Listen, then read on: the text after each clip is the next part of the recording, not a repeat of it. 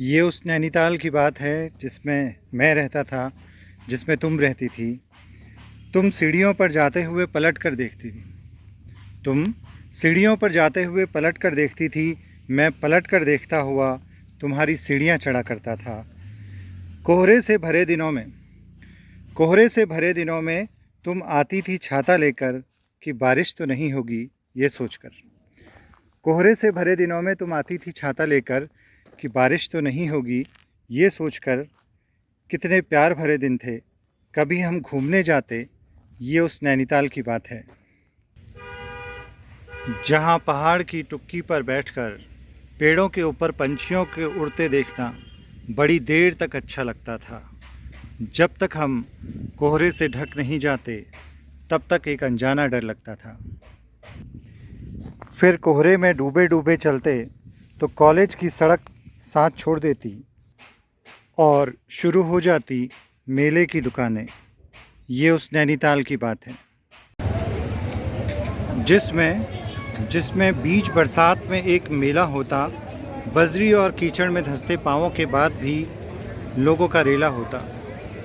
ज़रूरी होता कोलंबस में ऊंची पेंगे लेना, पेट और सिर घूमने के बावजूद ऊंची घेरदार चरखी में हिचकोले लेना। और तेज़ भैया और तेज़। ये उस नैनीताल की बात है जिसमें मेरे वो दोस्त भी रहते थे जिनके साथ वॉकमैन, कुछ कैसेट, माल्टे और पिसा हुआ नमक लेकर निकल जाते थे पूरे पूरे दिन पैदल घूमने। कभी रील वाला कैमरा लेकर जिसमें 36 फ़ोटो आती जैसी आती है आधार कार्ड में आजकल। कैसेट में हमने भरवाए होते अपने फेवरेट हिंदी गाने, फिर भी किसी किसी गाने को सबसे फेवरेट कहकर मेरा दोस्त रिवाइंड करके सुनता। अक्सर हम 3 दोस्त जाते और उनमें से भी 2 दोस्त जो कहते वो बात बिना बहस के मान ली जाती। ये उस नैनीताल की बात है जिसमें खच्चरों को लेकर आया करते थे आसपास के गांवों के आदमी। दूध से भरे बड़े बड़े भारी बर्तन, बाल्टियां उनकी पीठों पर ढोकर।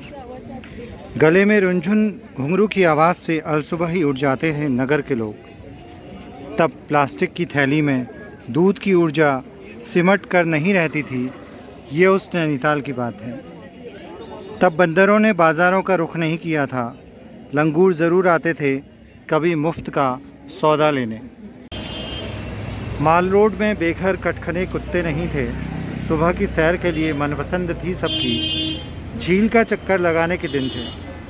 दोस्तों के साथ कम से कम हरे रंग की लाइब्रेरी जाते शाम के समय, जिसके नीचे अनुशासन में रहने वाली बतखों का घर था और हरा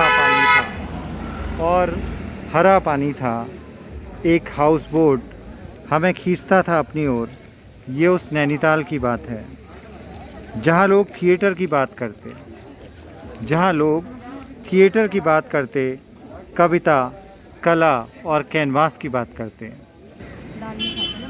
फ्लैट्स के पूरब में चाय की टपरी पर फ़ैन के साथ चाय सुड़कते हुए 2 की 3, 3 की 5 की आवाज़ों के साथ नई चाय का संदेश देते हुए, जहां मेरे दोस्त लड़कियों का 5 ए साइड हॉकी मैच या स्कूली बच्चों को बास्केटबॉल खेलते देख तर्जनी और अंगूठे को मुंह में डाल सीटी बजाते थे बड़ी कमाल।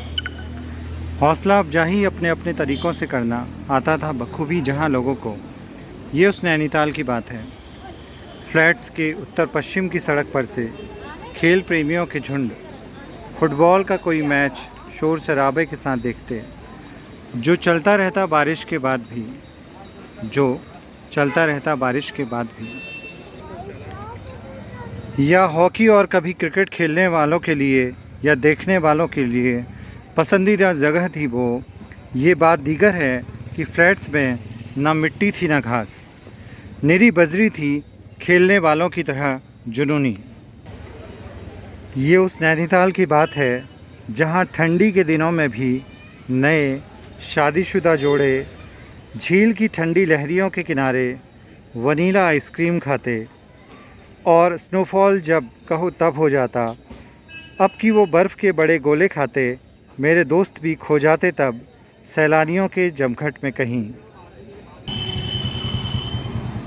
तब सैलानी आते थे सैलानियों की तरह, तभी पड़ते थे साल के पहले फाहे। अब सैलानी आते हैं बर्फ़ की तरह, बर्फ़ नहीं पड़ती पहले की तरह। ये उस नैनीताल की बात है, ये उस नैनीताल की बात है जब सुबह 5 बजे पहुंचने वाली बस मुँह अंधेरे ही पहुंच जाती। कुलियों के टोकन खिड़की का कांच ठकठकाते, भारी से भारी सामान भी घर तक छोड़ आते। ऐसे ही एक सुबह के ठीक पहले वाले अंधेरे में वो बस भी आई थी जिसमें तुम आई थी। तुम अपने साथ जो नैनीताल ले गई थी, उसे उसकी रंग बदलने वाली झील, उसे उसकी रंग बदलने वाली झील, उसके ढंग बदलने वाले कोहरे, गरम दस्तानों, ठंडी सड़कों के साथ पूरा का पूरा वैसा ही लौटा लाई थी, पूरा का पूरा वैसा ही लौटा लाई थी। तुम मुझे इस नैनीताल के बारे में समझाती रही चढ़ाई वाले रास्तों पर, तुम मुझे इस नैनीताल के बारे में समझाती रही चढ़ाई वाले रास्तों पर, और मैं पता नहीं क्यों समझता रहा कि ये उस नैनीताल की बात है, लेकिन ये इस नैनीताल की बात है।